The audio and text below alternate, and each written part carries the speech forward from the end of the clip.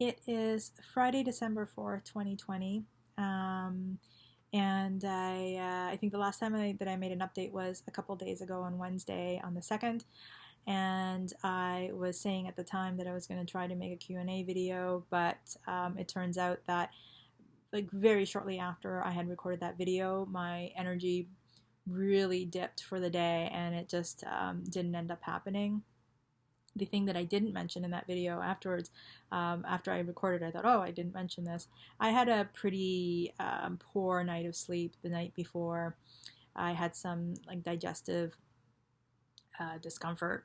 Just my stomach was like churning all night long. So every couple of hours, I was up and down from bed and just didn't sleep great. And I guess at the time that I had recorded, I was feeling okay, but a couple of hours, I would say, or a little time after that, it just like my energy just completely crashed, and it wasn't there wasn't a whole lot else that I got done on Wednesday. But my sleep improved that night. It wasn't great, but it improved, and then last night was that much better after that. So my energy I'm feeling is just after Tuesday, after Wednesday, this been kind of continually bouncing back.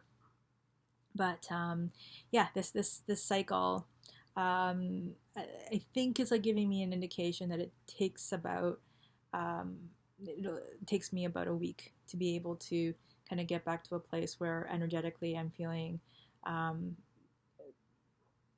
better, because this with this particular cycle, it's been I think intensifying over like so the treatment itself and the drugs, the chemotherapy drugs that I'm given, I think that are intensifying over time, and they're also accumulating over time, right? So like every couple of weeks, like I'm getting hit with these really strong chemical medications, and I think that there is an accumulative effect of that, but also the fact that the intensity or the strength of those the treatments have also been ratcheting up over time as well. So um, still not completely 100% at full strength, I understand, but this time, especially like Monday was a tough day energetically to get through, um, and so I'm the thing that I'm thinking is that as things go along, it's probably going to take longer for me to be able to recover, et cetera, et cetera. So it's about roughly about a week at this point. I'm feeling like okay, like I can start feeling a bit more energized again. So that's where I'm at. So this because last week it was Friday when I had my last treatment, and I'm feeling more energetic today. So that that's where I'm at, and I it helps to be better energetically because like mood wise, it helps me as well because when I'm really fatigued, it's just you wonder whether or not you're going to come out of it, and it's it helps to tell myself that that it just takes time for me to get on the other side of the fatigue. But when you're in it sometimes, though, it's hard to be able to kind of self-talk your way through it. But to be today feeling the way that I am, it does feel a little bit better knowing that the fatigue, the level of fatigue that I was feeling, did pass. So that's where I'm at in terms of the fatigue. Hair loss, I'm still experiencing significant hair loss that started on Monday and continues to this point. I washed my hair earlier and lost a ton of hair. Yeah, I mean, I'm just it's a tough one because I'm just like I don't like I wonder if it's just all gonna fall out at some point, or and I would imagine from the way that it's been going that that's sort of where it's headed. If not this time around, like the next time that I have um, chemotherapy, if this is what happened this time around, I'd imagine, I don't know, that's what's going to happen the next time, and maybe over time, like the rest will go. Um, that's what I'm imagining, I guess. So I'm just like, okay, like I don't. So if that's the case, like, should I? I guess it's interesting, right? Like the sense of wanting to have control, wanting to have some kind of certainty. Because if I'm like, if I know, I know. But the reality is, I'm just gonna have to ride it out and see what's gonna happen, and I guess, like, based on what happens, I'll decide if there's a decision to make about like what to do, whether like I shave it or just whatever. I don't know.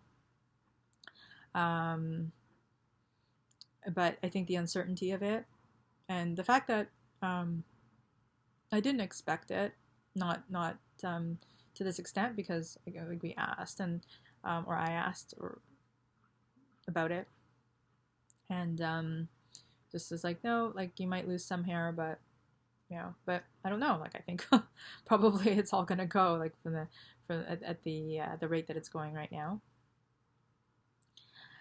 So I'm sure that like I don't know how I'm feeling about it, so I'm sure that's how it's coming across.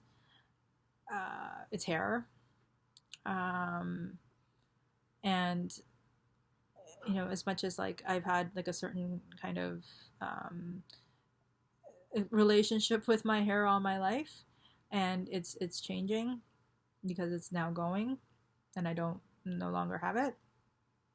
I'm glad it's not like super long as it was in the introduction video, if you'd watch that, because like dealing with that would have been just a complete nightmare.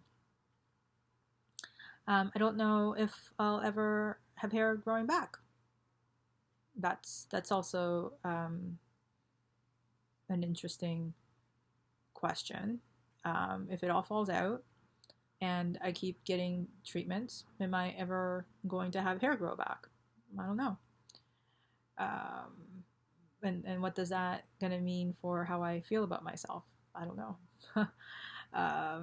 So I think that maybe a lot of those things are, I don't know. I'm just very confused about this, and I don't know how to get my head around it. But that's where I'm at. So with that, and this is, I guess, like I mentioned, like a week out from my treatment, and another week before my next scheduled chemo. I think that it's a tough time right now for a lot of people, right? If you're to the beginning of December, and it's we're approaching winter, COVID's raging. We have more cases than ever here in Ontario, Canada, where I live, Toronto. It's there's hundreds and hundreds of cases per day, and there's talks of vaccines and things like that, and I guess there's be more information about that as time goes on. But winter in Canada is a tough time for many people anyway, with the seasonal affective disorder, and just it's a tough. It could be tough anyway, but second lockdown with COVID, a lot of uncertainties, and not only just a lot of uncertainties, but just like cases going, rising, and like what that means, and there's fear, and I think that we're all experiencing a level of distress that's really hard, and on top of that, there's just life stuff too, things that just happen, as part of life that could be really hard and tragic as well. So I'm sitting, I think, with all of that right now, and yeah, it's I think it's a tough time for many of us. I know that the last few updates,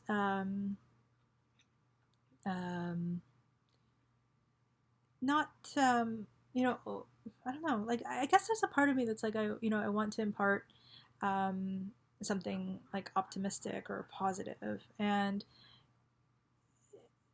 you know um, what I will say is that we all have our challenges and we all have our pains, and it and certainly through my journey here, there's the understanding of my life limiting diagnosis and the treatments that I'm going through and the journey that I am on because of this diagnosis that I have. And the fact that, like life ends. But we all have our challenges. We all have our pains.